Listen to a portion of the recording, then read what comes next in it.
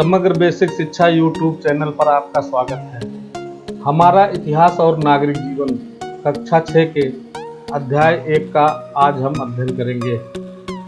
बच्चों, परिवार के विषय में जानकारी तो तुमको दादा दादी से और नाना नानी से तथा परिवार के अन्य लोगों से मिल जाती है। इसी प्रकार पत्र पत्रिकाओं, समाचार पत्रों, टीवी, लैपटॉप और मोबाइल से तुमको अन्य जानकारियाँ मिलती रहती हैं। लेकिन अगर तुमसे हजारों वर्ष पहले के लोगों के रहन सहन के बारे में पूछा जाए तो सोच में पड़ गए ना।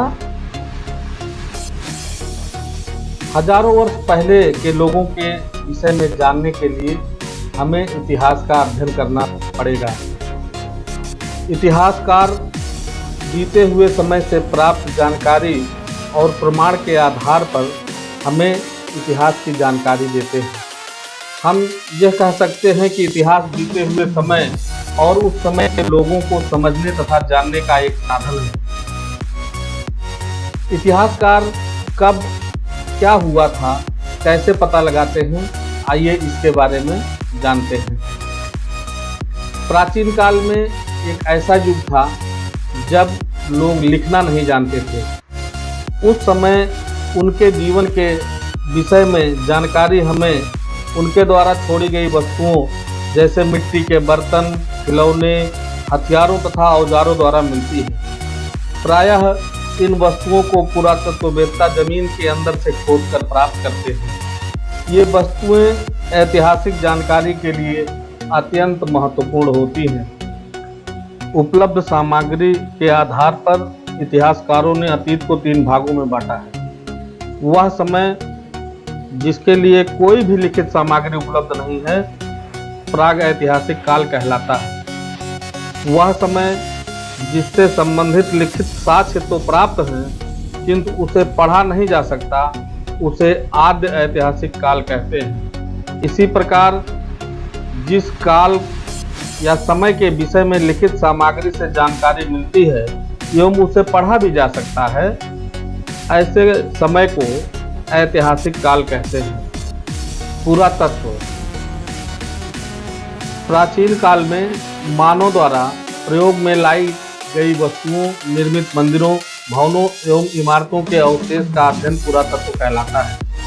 इनका अध्ययन करने वाले लोगों को पुरातत्ववेत्ता कहा जाता है।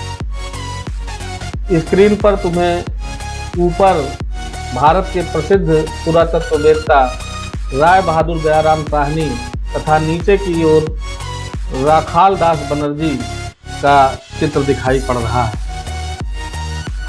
प्राचीन काल में मानव ने जब लिखना शुरू किया तब उसे कागज का ज्ञान नहीं था।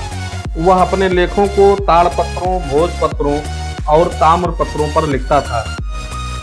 बड़ी बड़ी शिलाओं, स्तंभों, पत्थर की दीवारों, मिट्टी या पत्थर के छोटे टुकड़ों पर भी लिखे जाते थे।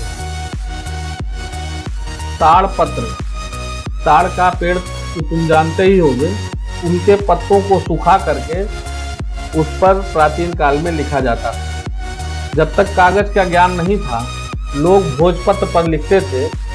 यह भुर्ज नामक एक पेड़ की छाल से बनाया जाता था।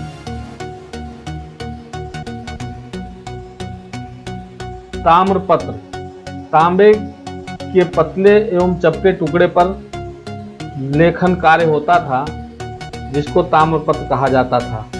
इसी प्रकार पत्थर के खंभों पर लिखे पत्र को स्तंभ लेख कहा जाता था। चित्र में तुम्हें अशोक का स्तंभ लेख दिखाई पड़ रहा है। शिलालेख, पत्थर की चट्टानों पर लिखे लेख को शिलालेख कहते हैं।